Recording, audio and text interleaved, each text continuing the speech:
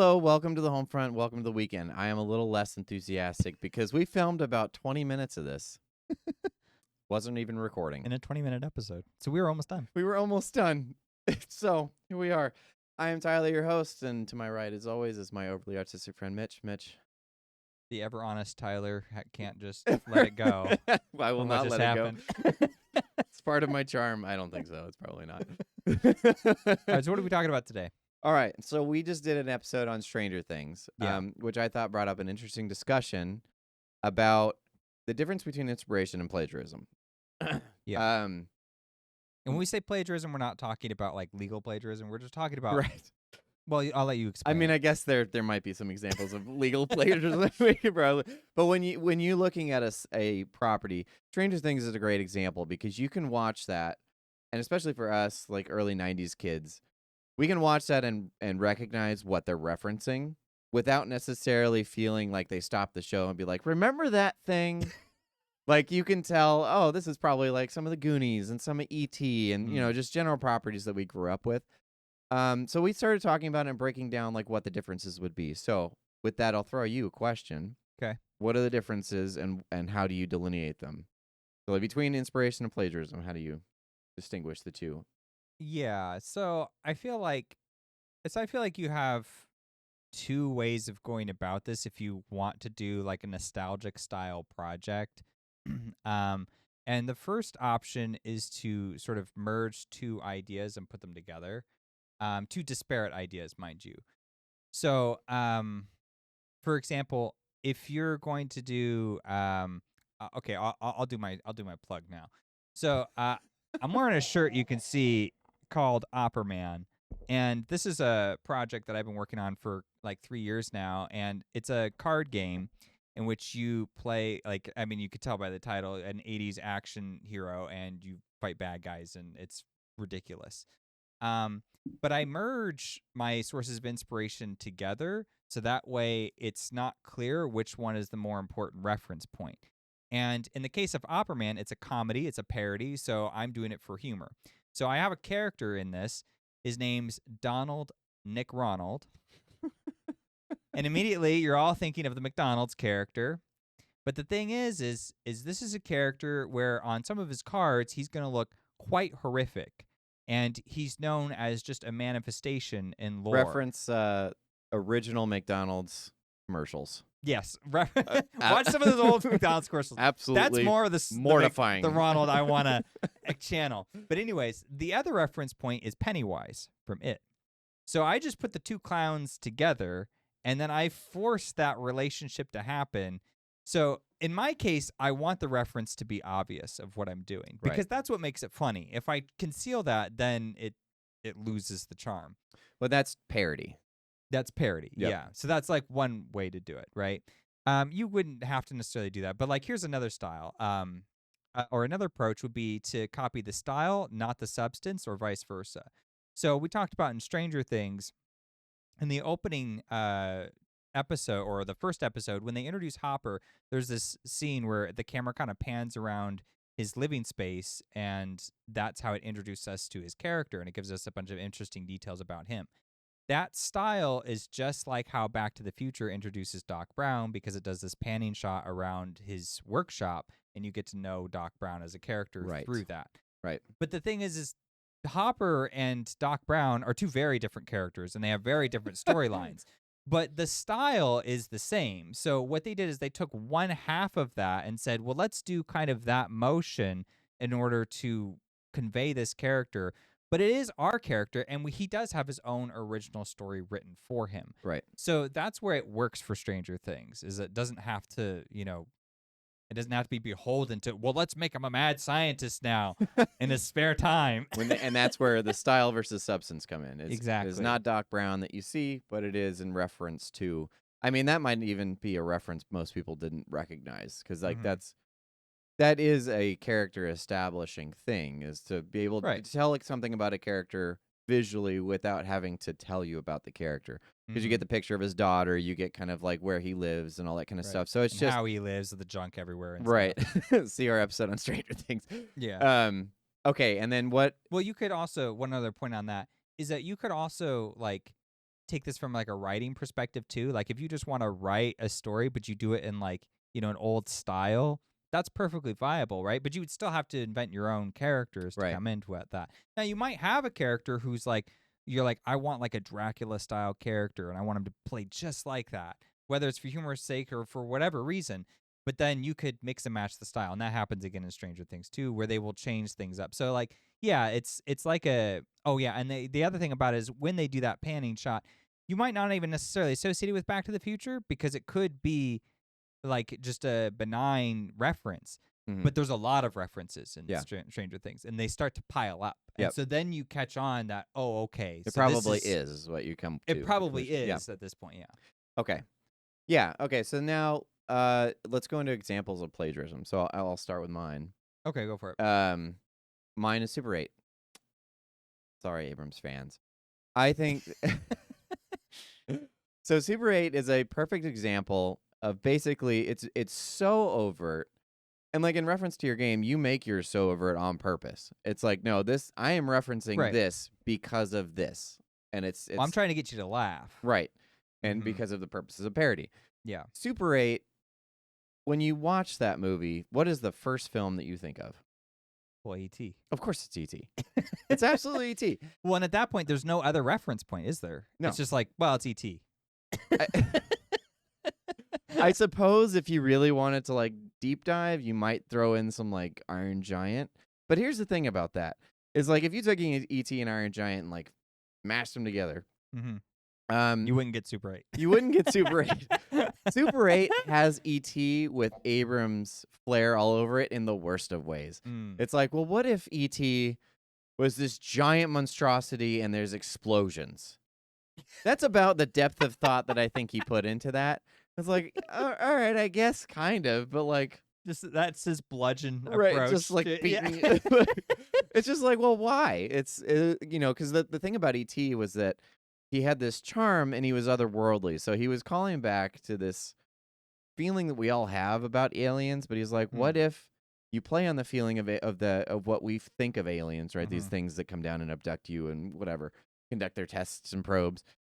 But what if it comes down and it connects to with a human boy as its friend?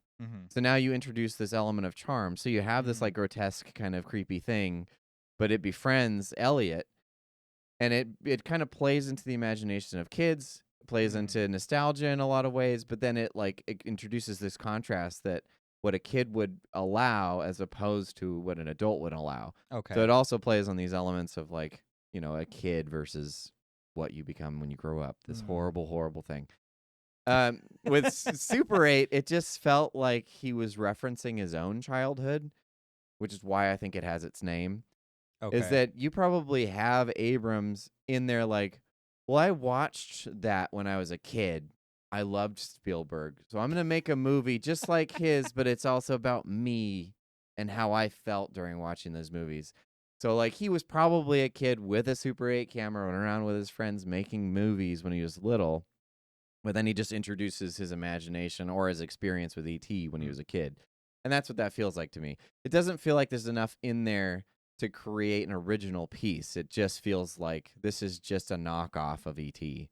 and an inferior one at that. Yeah, which is funny too because like Abrams does have more uniqueness, especially when you get into his TV shows, at least in terms of like ideas. He's a good idea starter. Right. We talk about this more in our Across the Stars episode. But you're right about the Super 8 stuff. And because it does, I mean, that movie, it's like the best part of it was the end when it's the movie that the kids made. Yeah. Because that's so much more sincere than this other thing, which is just. It looks like he let the actors actually make the movie with the Super 8. Yes. And then he just put it in and they're like, yeah, sure, fine. Okay. Right. Yeah. I mean, it's like, because if we were to compare him with Spielberg himself, Spielberg was inspired by, stuff like in black and white, like, The Greatest Show and, a whole bunch of other things. And those are not movies he feels the need to just like infuse and inject into his own work. He does his own style and his own stories. He was just inspired by the concept of storytelling and what, those and things there's meant to- powerful tools in there because Lucas does the same thing when he does Star Wars, trying to show his team how to make the movie. He gave them a bunch of clips of films that inspired him. So he like pieced together a bunch of dogfight things, and he was like, take a look at this and see if we can recreate something in that vein to show how the Millennium Falcon fights the TIE fighters at the end. So that's an idea of inspiration, but also like showing people how it inspired him in order to create something similar. Yeah. So, okay, so what's an example you've got? So I always think of Doctor Strange, the original Doctor Strange. I think I know where you're going with this. Okay, yeah. Yeah, because I really did not like that movie, and I remember when it came out, people were just like, "Oh, well, like it's fine," and I was like, "It's just Iron Man's storyline all over again." Nuh-uh. Not even. It's not about an arrogant, wealthy businessman who goes through it. Wait. That's my point. And the thing is it was so unnecessary because I had seen an animated Doctor Strange because, I'm not a big comic books fan, but I had seen that. And then I did some research on the character afterwards. And there's a couple different versions for his backstory as I understand it. But like in that one, he becomes a brain surgeon to try to save his sister because she has brain cancer. And he's not able to do it in time and she dies. And so that is like this very grievous thing, but it's not because he was a bad person or anything. It's life. It happens. And, he takes that guilt on his shoulders and that carries him forward. And, he has to work through that. And that's his character development. So it's fine if, your superhero is going to have this formulaic process that they go through for transformation. I anticipate that. I know that that's part of the norm. And I'm not bothered by that. But it's the fact that it was like literally everything has to just be copy and pasted over. It's like, what's unique then about this character? Like, why do we need him? We already have the snarky a-hole in the group. This guy's the same thing. He's just a little bit less snarky. A little. Not bit. Quite. But he's got the British thing to go with him. Right? That's where he's. Oh no, he plays an American. Never mind. He plays Never American. mind. Yeah, he's faker. You faker. You Benedict Cumberbatch. Yeah. I mean, you're gonna have that because it's always the hero. So you have to have something that prompts him to call to action. Sure. And then what he aspires to be or becomes or is able to become, whatever. Mm-hmm. And then the trials go with it. But yeah, you're right. It was just a copy paste, and it's like, well, what if instead of a weapons dealer, he's a doctor? Like, what else? Profession really wasn't that important. Yeah, exactly, because it's the same character. Well, in fact, if anything, it's worse because him being a doctor has nothing to do with him being strange. Whereas with Tony Stark, him being, an inventor was really important for him to actually make his powers, which is the suit. Right. Yeah, because that was the interesting thing about Iron Man, though. To go back to this thing, is that his dealings in the world, and then his facing the reality that he had created is his call to action. Okay, yeah. Whereas opposed to Doctor Strange, it was just like, well, he's not able to do his thing anymore. He breaks his hand, so he's not able to be this doctor. And so now he's got to come to terms with that. And it's like, all right, I guess it's less. He could have been an artist. He could have been anything. Yeah. Everybody uses your hands for like basically every job ever. You need your thumb. Oh my gosh. What a novel concept. I was going to try cutting mine off later and see how I did, but yeah, exactly. Anyway.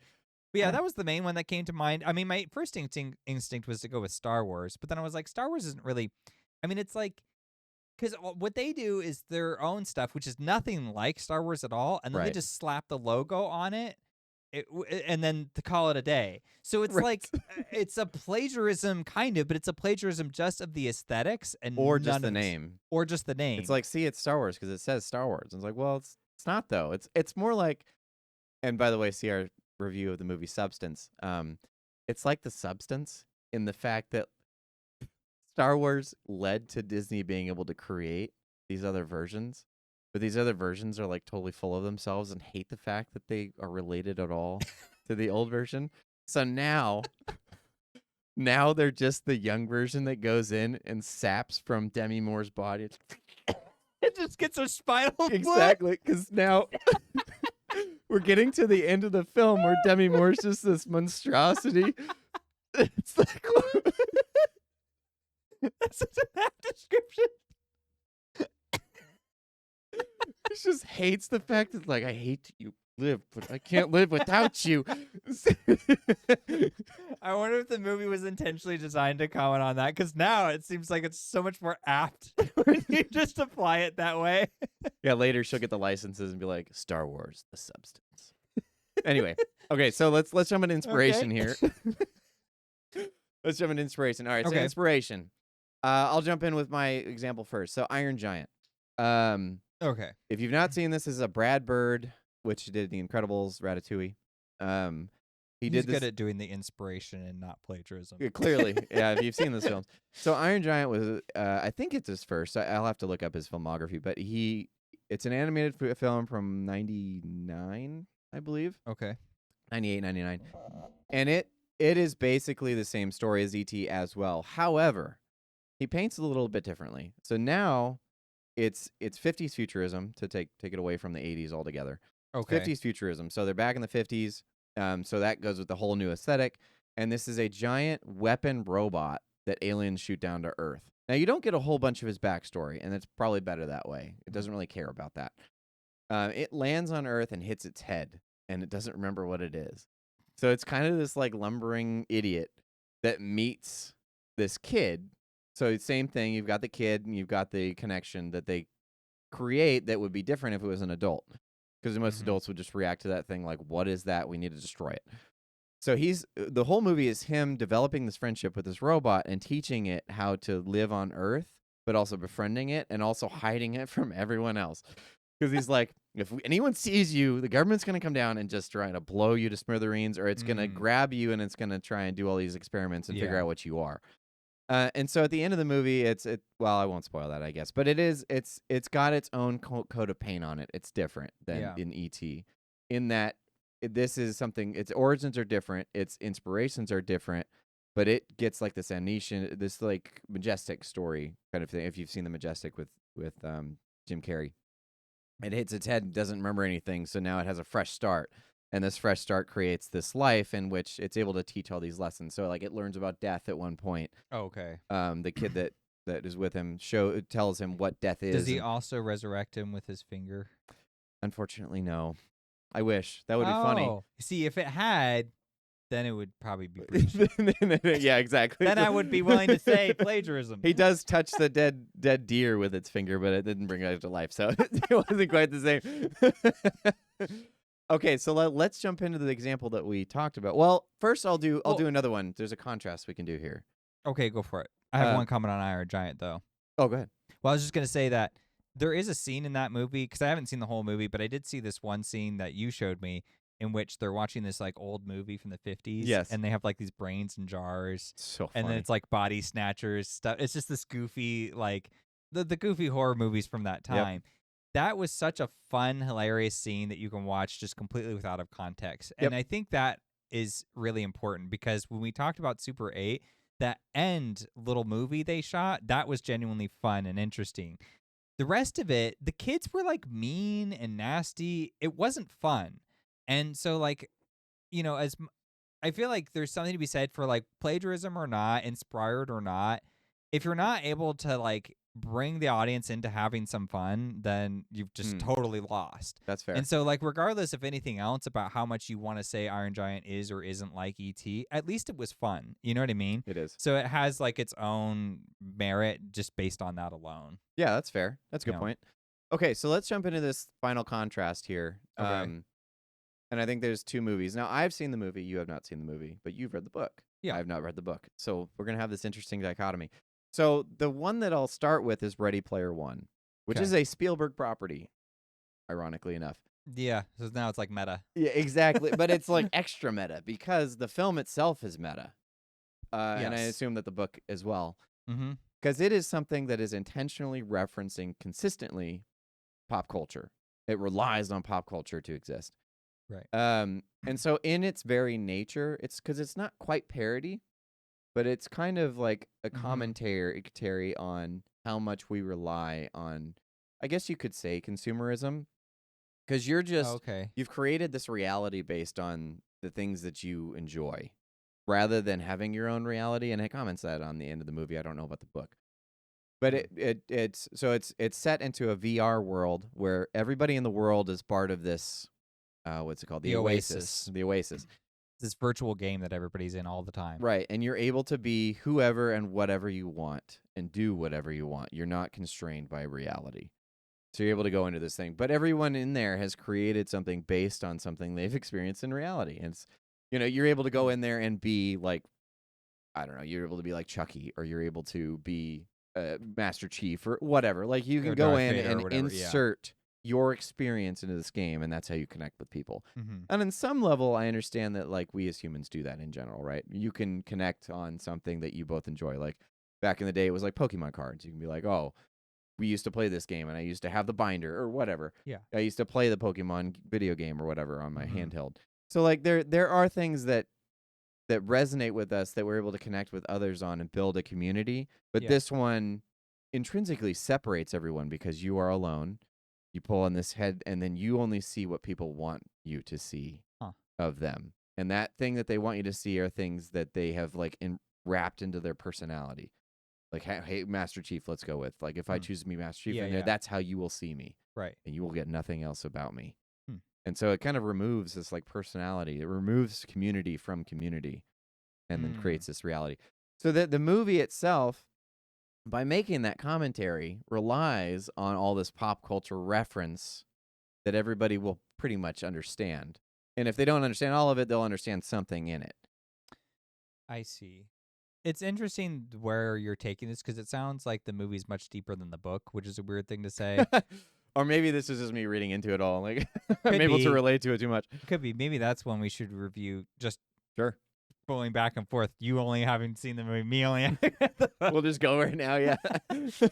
But because like in the book, so much of it is dedicated to like it's basically depicts this futuristic scenario in which people are like the new intellectuals are just pop culture enthusiasts who just study the 80s and all the art that came out at that time period. Except instead of being like these enlightened intellectuals that actually like benefit society, they're just like hanging People out with their that buddies. they just sap off of society rather, yeah. Yeah, so I mean, and I don't want to like pick on it too much. Like it's a fun romp, but like that is in essence what the characters are doing through pretty much the whole book. And then there's like this evil organization that shows up or whatever. I'm sure they do in the movie. Yeah. And then they're like manipulating the game or whatever. But it was kind of like there was so many sequences where it's just like now I'm digging so deep into this reference stuff. And it gets to the point where if you don't know the reference, you're out. Yeah. And so for the most part, I was catching everything, but there is like one chapter where they did this thing. There was like singing some song or whatever, and I was like, I don't know what the song is. I don't even know what we're talking about. And so you just go like a half a chapter with just being like, all right, I didn't catch that one, so I guess I'm moving on. And it meant nothing to me because it's like I didn't know the reference. So it was just a sign that the substance of it was so, like you said, reliant on these reference points that it loses people because that's only what it wants to be in conversation with. And then it ended in such a way as to kind of, it's like it does talk a little bit about like the person behind it. Like there's a couple characters. There's like his best friend and then his like girlfriend that he gets to like meet them, and then who they end up being is very different from what they portrayed themselves to be. Which is my point. Yep. Yeah, and so like that is in the book, but it's not like really discussed in any way. It just like happens, and then he's just like, oh, I guess I misjudged them. Moving on.